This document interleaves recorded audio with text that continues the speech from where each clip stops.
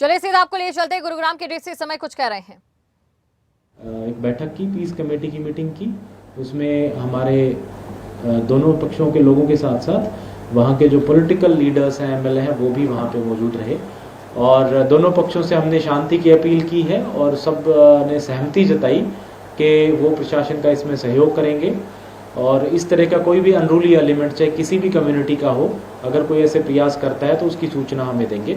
सोहना में काफ़ी हद तक जो नॉर्मलसी रिस्टोर हो गई है और मार्केट वगैरह भी वहाँ पे खोल दिए गए हैं। हमने एक फ्लैग मार्च भी वहाँ पे किया और वहाँ जो है यातायात वगैरह और बाकी चीज़ें अब नॉर्मलाइज हो गई हैं और हमें उम्मीद है कि आगे भी इसी प्रकार से सिचुएशन नॉर्मल रहेगी।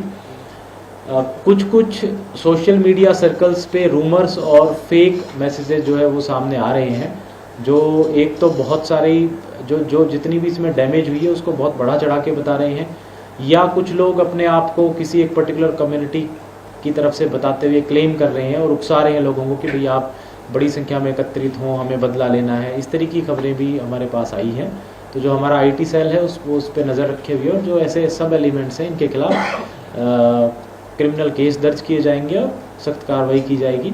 मेरा सबसे यही आग्रह रहेगा, रिक्वेस्ट रहेगी कि अफवाहों से बिल्कुल ध्यान ना दें, क्योंकि ऐसी सिचुएशन में पर्टिकुलरली जब कम्युनल टेंशन्स होती हैं तो अफवाहें बड़ा एक रोल अदा करती हैं। अगर बहुत ज़्यादा अफवाहें, गलत अफवाहें चलाई जाएं तो उससे हिंसा जो है, वायलेंस है, वो और ज़्यादा भड़क सकती है। इसके अलावा हमारी आगे कोशिश ये भी रहेगी कि जो शहर के ज़िले के बाकी हिस्सों में, चाहे वो गुरुग्राम है, पटौदी है, वहाँ पे भी पीस कमेटीज़ को एक्टिवेट करके दोनों समुदाय की बैठक कराई जाएगी ताकि लोगों में एक सौहार्द का माहौल बने और शांति स्थापित हो।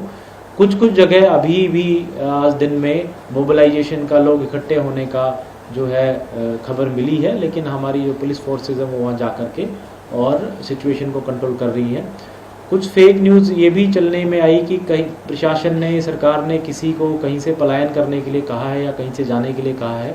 मैं बिल्कुल स्पष्ट कर दूं कि एडमिनिस्ट्रेशन के द्वारा या गवर्नमेंट के द्वारा इस प्रकार के कोई डायरेक्शंस नहीं है।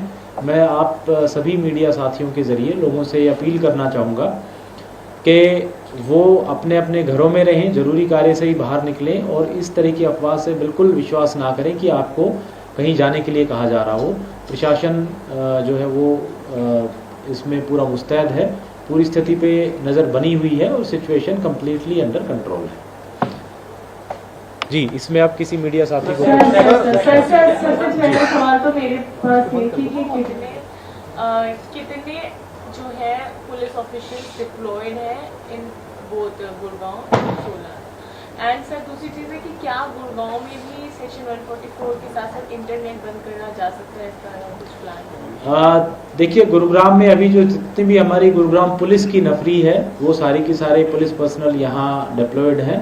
बाहर से हमें फोर्स अभी उसकी आवश्यकता नहीं पड़ी है, लेकिन हरियाणा सरकार के पास सफिशिएंट संख्या में पैरामिलिट्री और सेंट्रल फोर्सेज जो है वो आरएएफ वगैरह पहुंच चुकी हैं और वो नूह में डिप्लॉयड है। जैसे ही हमें इन केस अगर कहीं आवश्यकता महसूस होती है तो हम उनको बुलाएंगे। जहाँ तक इंटरनेट की बात है, गुरुग्राम में इस तरह की सिचुएशन अभी हमारे नहीं संज्ञान में आई है और चूँकि इंटरनेट बंद करने से कई बारी लोगों के बिजनेस पे, काम पे भी विपरीत प्रभाव पड़ता है, इसलिए हमारी कोशिश रहेगी कि चूँकि सिचुएशन वैसे भी नॉर्मलाइज हो रही है तो उसकी ज़रूरत ना पड़े, बट फिर भी अगर ऐसी सिचुएशन आती है तो हम उस पर सिचुएशन को देख के ही डिसीजन लेंगे। तो ऐसे कुछ लोगों का नाम सामने आ रहा है, चाहे मोनू मनी सर की बात करें और ऐसे कुछ लोगों की बात करें जो मुस्लिम संगठन से थे, उनके नाम सामने आ रहे हैं। क्या आप लोगों को भी ऐसी पुख्ता जानकारी है इस पूरे प्रकरण में इन लोगों की भूमिका अहम है? सर देखिए, उसकी जो जांच, इसका जो मुख्य केंद्र बिंदु है वो नूह है और नूह पुलिस के द्वारा और वहाँ पे इनफैक्ट काफ़ी सीनियर ऑफिसर्स भी सरकार के द्वारा भेजे गए हैं, उनके द्वारा इसकी जांच की जा रही है और निश्चित रूप से जो लोग दोषी होंगे इसमें उनके खिलाफ एक्शन होगा।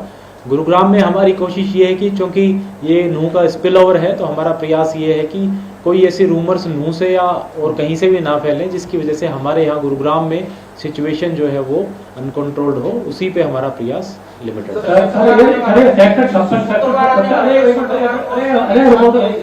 शुक्रवार आने वाला सर, अभी जुम्मे की नमाज भी होने वाला सर, उसके ऊपर शांति रहेगी, बनी रहेगी और प्रशासन उसके लिए मुस्तैद है। बिल्कुल, उससे पहले हम सारी पीस कमेटीज की मीटिंग करेंगे, जो मुख्य हिंदू संगठन है और जो मुस्लिम संगठन है उनकी बैठक करके और ये इंश्योर कराया जाएगा कि वो हर बार की भांति जैसे गुरुग्राम में शुक्रवार की जो नमाज है वो शांति प्रिय तरीके से पढ़ी जाती है, इस बार भी कहीं भी दिक्कत ना हो।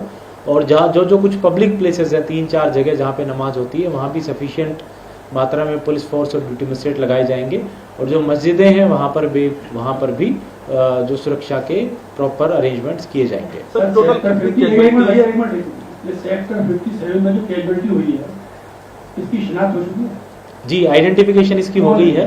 ये वहाँ मस्जिद में ही नमाज पढ़ाने वाले इमाम है, ऐसी बात सामने आई है, जिनको गोली लगी। और जो घायल है वो कौन है? आई थिंक वो उनके सहयोगी हैं, उनकी भी शिनाख्त हो गई है, वो उनके सहयोगी ये हैं। मूल रूप से कहाँ के रहने वाले हैं? इसकी डिटेल हम आपसे शेयर करेंगे। मैं इनकी जो एग्जैक्ट आइडेंटिटी और डिटेल्स प्रेस नोट के जरिए शेयर बादशाहपुर में ये बात आई है कि कुछ लड़के इकट्ठे हुए थे और उन्होंने मार्केट बंद कराने और इस तरह की अपील की है। तो वहाँ पे अभी मेरी डीसीपी साउथ से भी बात हुई है, वो वहीं पे हैं और उनको जो बच्चों को समझा करके वापस भेजा जा चुका है। जैसे मैंने कहा कि शहर के कुछ हिस्सों में इस तरह की गैदरिंग सामने आ रही है, तो हमारा प्रयास ये है कि उनको समझा के वापस भेज दिया जाए और उम्मीद है कि आने वाले समय में स्थिति और नियंत्रण में आ जाएगी। सर अभी 2 दिन से पूरी घटना को हो गए सर, अभी तक टोटल कितनी कैजुअलिटीज हुआ, कितनी गाड़ियां सर इसमें जो है कुछ नंबर्स अगर फिगर आपके पास? गुरुग्राम में अगर जिले की बात करें तो एक कैजुअलिटी हुई है जो सेक्टर 57 में जो इमाम मैंने बताया जिनकी डेथ हुई है, और 5 गाड़ियां सोना में जलाई गई है और सर और लगभग 3 शॉप जलाई गई हैं। नू का डेटा आई थिंक हम आपसे बाद में स्टेट गवर्नमेंट का जो भी रिलीज होगा उससे शेयर कर लेंगे। ये 56 के बारे में कहा जाता है कि शायद आसपास में कुछ लोगों के साथ पहले से ही कुछ चल रहा है, तो इसके बाद जब वहाँ सिचुएशन ऐसा है तो जहाँ भी इस तरह की स्थिति है वहाँ क्या पुलिस की व्यवस्था नहीं करनी चाहिए?